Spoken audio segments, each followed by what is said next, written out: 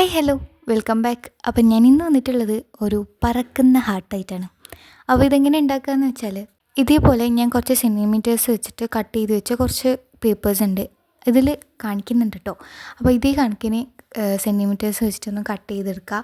അതിനുശേഷം ഇതേ കണക്കിന് അങ്ങ് ഒട്ടിച്ചു കൊടുക്കുക, ഗ്ലൂ വെച്ച് ഒട്ടിച്ചു കൊടുക്കുക.